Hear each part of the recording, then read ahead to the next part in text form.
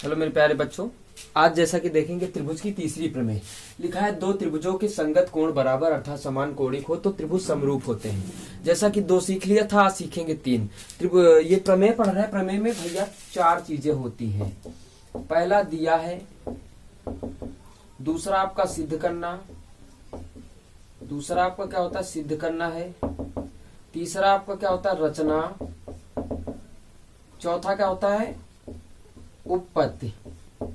ठीक, आज इस प्रमेय के बारे में जानेंगे, उसके बाद कल की क्लास में हम 4 नंबर प्रमेय बताएंगे। ठीक है, तो आइएगा आज देखते इसको समझते हैं। पहले देखो, जहां पहले समझे जो पहला भाग होता है वो दिया है और जो दूसरा होता है वो सिद्ध करना है। ये चीज सबसे पहले समझे, उसके बाद अलग करेंगे।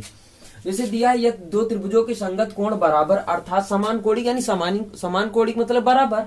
यानी क्या कह रहा, यदि दो त्रिभुजों के संगत कोण बराबर, ठीक, यानी क्या दिया है कि दो त्रिभुज है उसके संगत कोण बराबर, तो सिद्ध करो समरूप है। दोनों त्रिभुज क्या होते हैं समरूप, यानी इसको सिद्ध करना, ये दिया है। ठीक है, तो सबसे पहले हम लोग क्या करेंगे, एक त्रिभुज बना लेंगे। ठीक, त्रिभुज ये हो गया एबीसी, ये हो गया PQR। क्या हो गया PQR, ये हो गया एबीसी। ओके, अब आप देखिएगा, यहां लिखिएगा त्रिभुज एबीसी और त्रिभुज PQR में क्या कह रहा कि संगत कोण बराबर, यानी सभी कोण इसके क्या है बराबर है। यानी कोण ए बराबर कोण P, कामा कोण B बराबर कोण Q तथा कोण C बराबर कोण R है।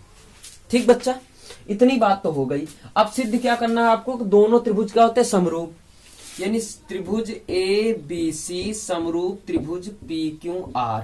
कभी कभी कोई क्या कह देता है कि आपको क्या सिद्ध करना है कि जैसे AB बटे PQ, ये भी सिद्ध करवा देते हैं लोग। AB बटे PQ बराबर BC बटे QR बराबर AC बटे PR।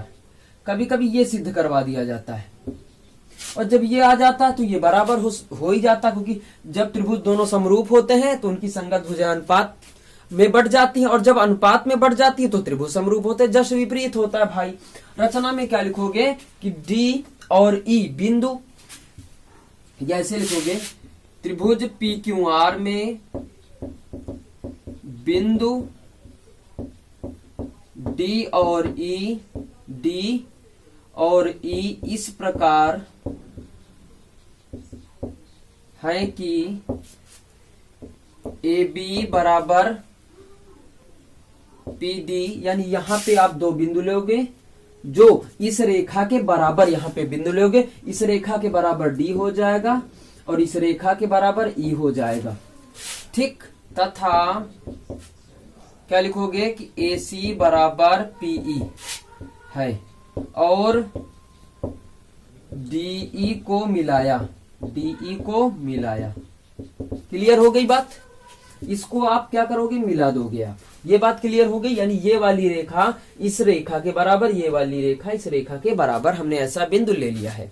अब आइएगा उत्पत्ति में क्या करते हैं। उत्पत्ति में करना ये है कि पहले समझते हैं, यहां से ये वाला त्रिभुज लेंगे और ये वाला त्रिभुज लेंगे। ठीक है, त्रिभुज क्या लिखेंगे, त्रिभुज ABC और त्रिभुज PDE में।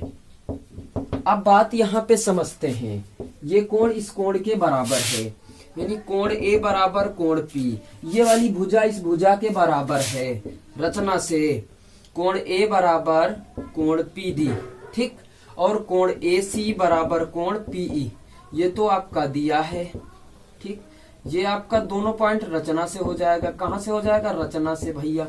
तीन बातें हो गई, दोनों त्रिभुज कर दीजिएगा समरूप, सर्वांगसम। ठीक, सर्वांगसम करने के बाद देखो ये वाला कोण इस कोण के बराबर हो जाएगा, यानी कोण B बराबर कोण D हो जाएगा। उसी प्रकार ये वाला कोण इस कोण के बराबर हो जाएगा, कोण C बराबर कोण E हो जाएगा। अब ध्यान से देखना श्रीमान जी, ध्यान से देखना, ये चीज है कि ये वाला जो कोण है इस कोण के बराबर था, ये वाला कोण इस कोण के बराबर आया।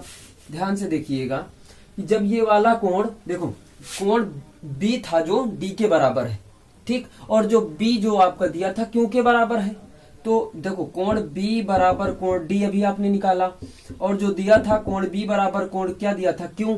अब देखो बायां पक्ष बराबर तो दायां पक्ष बराबर हो जाएगा, कोण D बराबर कोण Q हो जाएगा।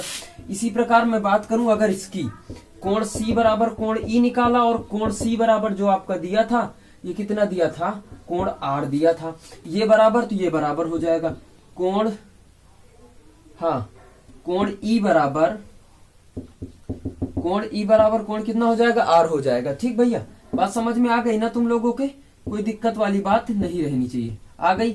अब देखो यार, जब ये वाला कोण इसके बराबर, ये वाला कोण इसके बराबर, तो ये तो भैया संगत कोण हो गए। कौन से हो गए, संगत कोण।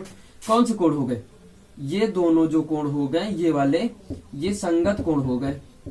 और जब संगत कोण हो गए तो ये दोनों रेखाएं क्या हो जाएंगी, समांतर।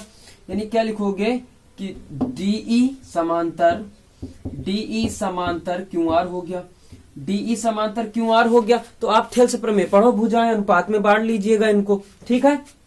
जब भुजाएं आप अनुपात में बांटोगे तो हम लोग क्यों ना यार सीधा सीधा एक बार लगा देते हैं, उपप्रमेय लगा देते हैं, जोड़ने वाला कोई काम ही नहीं रखते। उपप्रमेय लगाएंगे तो क्या बनेगा PD अपान PQ लगा लेते हैं सीधा। तो आप क्या लिखेंगे,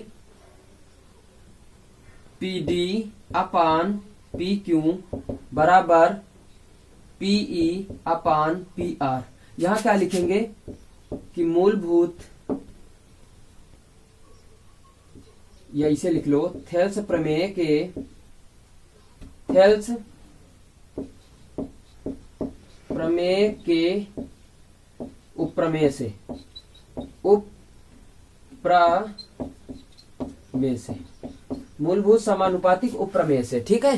थेल्स प्रमेय के उपप्रमेय से हम लोग इसको हल कर रहे हैं। कोई कोई क्या बताता है कि एक जोड़ दो तब दोनों पक्षों के हर बराबर करो तब लिखते, नहीं यार नहीं करना है, सीधा कर। तो कि तुम लोग को पढ़ाया था कि PD अपान DQ बराबर PE अपान ER, और एक जो उपप्रमेय पढ़ाई थी एक जोड़ के कि पढ़ाया था PD अपान DQ बराबर PE अपान PR। फिर दूसरा पढ़ाया था कि DQ अपान PR, सॉरी DQ अपान PQ यानी ER बटे PR। तो सीधा सीधा उपप्रमेय हमने लगा दिया पहली वाली कि PD अपान PQ PE अपान PR लगा दिया। अब एक चीज देखिएगा रचना से कि जो हमने PD को माना कितना था, AB माना था, कितना माना था AB बटे क्या हो जाएगा PQ बराबर PE को कितना माना था AC बटे कितना हो जाएगा PR। अब जैसे मान लीजिएगा ये देखा, अब इसी प्रकार आपका ये भी हो जाएगा क्योंकि कोण तो बराबर है, क्या हो जाएगा कि BC अपान QR हो गया। ये देखो ये चीज आ गई, ठीक, ये आ गई AB अपान PQ, AC अपान PR, BC अपान QR। तो दोनों त्रिभुज क्या हो जाएंगे, इसलिए लिखोगे दोनों त्रिभुज क्या हो जाएंगे, समरूप PQR। ये हो जाएगा, ये हो गई आपकी तीसरी प्रमेय। बच्चा अच्छे से समझ में आ गया होगा, दिया है सिद्ध करना रचना उत्पत्ति, आ गई बात समझ में। अब इसको नोट कर लीजिएगा जो कि बोर्ड एग्जाम में पूछा भी जा सकता। अब आगे जो सवाल मिलेंगे इसी के अकॉर्डिंग लोग लगाएंगे हम लोग। और दूसरी चीज क्या बताने जा रहे हैं कि जो प्रमेय नंबर 4 है उसको हम अगली क्लास में बताएंगे आप लोगों को, ठीक है। अगली क्लास में जो 4 नंबर आपको मिलेगा उस 4 नंबर पर में उसको हम बताएंगे। तब तक के लिए दैट्स ऑल, बने रहिएगा मेरे यूट्यूब चैनल पे। Bye bye.